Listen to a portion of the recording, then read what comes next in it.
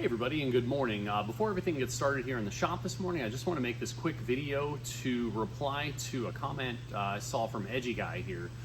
He brought up a great point, and I just wanted to talk about that. This is going to be regarding the GSO-12s, and you're right, they did get pushed behind. They're a very large design, and we didn't take over all the manufacturing when things didn't work out with the other company because we knew how to do everything already. If that had been the case, I would have approached this whole endeavor differently.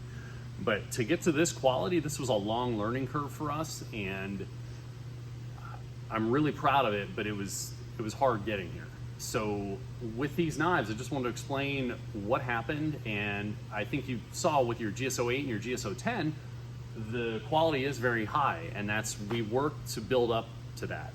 Now we're ready to grind the 12s. We have the experience and the knowledge to be able to attack these with confidence. And I know that people wanted a lot of progress. When we first got all this equipment and everything, it's like, yeah, we got this. But I was trying to warn people that there is going to be a learning curve and new setups. We're essentially a new business as a manufacturer now. For 10 years, we were a brand, but we were always beholden to other manufacturers. I was very hesitant to buy all of this stuff because I knew it was a very long learning curve, and it's just nauseatingly expensive to do what we did. But we're here now, so we're gonna do something with this. We've learned a lot of good things along the way since we've taken this over, being that our only objective is to produce the highest quality possible. All of our efforts have been toward that. So even though it was many hundreds of thousands of dollars to buy all this equipment, and many hundreds of thousands of dollars more to be sure that we could finish out these projects. It was a lot of R&D, and that's time we didn't have income coming in, so we had to be very careful. There was a very narrow path out of this, and thankfully with good support and just great customers, we were able to navigate our way through this, and now we're through it. So I will say, just as a side note,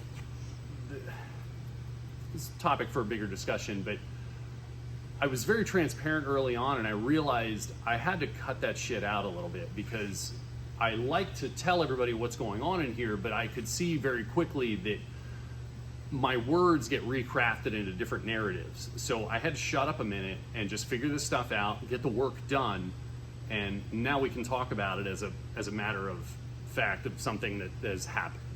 I don't know what has happened with the internet, but especially in our type of business, being under the microscope of the internet all the time, everybody has an opinion, and not everybody, nobody comes into the shop to ask questions before they post things online.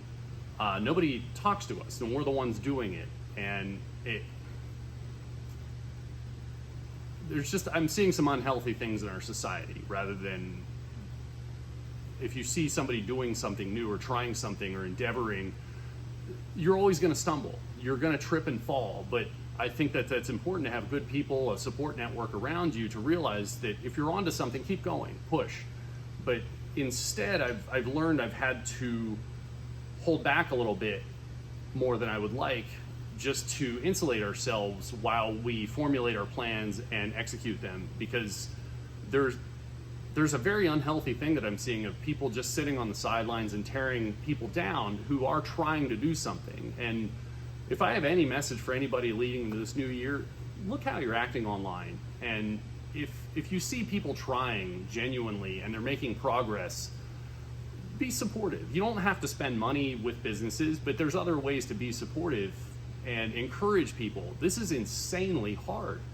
There's a tremendous amount of stress. The whole world can look into our shop, as transparent as we are, and if you're constantly getting kicked, I can see why 9 out of 10 businesses fail.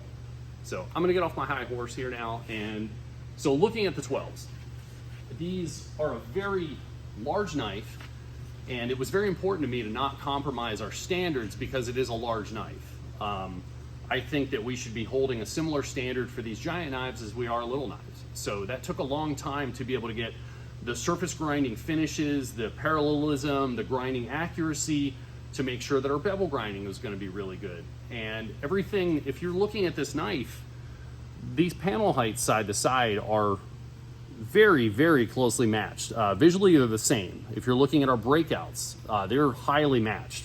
Our plunges, our edge thickness, everything is almost absolute, but that took a long time to get there. We don't stone any of the bevels. We just have a good, clean grinding finish, and that shows through in our finish, and it highlights good workmanship. The blades are flat, and I mean, I don't know if you can see it. I'll put a finger smudge on here, but yeah, that's almost a mirror-like finish. But this is a lot of daggone work to get here, and if I'm not in this to do it right, I don't want to be in this. We want the best for all of you, and I want to bring that to you for an incredible value. If you look around the internet, I don't see anybody directly doing what we're doing, but if there's something comparable, it's a lot more daggone money for something similar. That's not why I got into this. I wanted to bring something of value, and I knew we had a good idea, and I believed in myself, my ability to learn, my team's ability to learn, and for us to follow through. So I jumped off that ledge, and I essentially burned my boat when we decided to become a manufacturing company. It's this, or I'm just gonna let everybody down and go live in the woods or something. That's not an option. We're doing this. I made you guys a promise.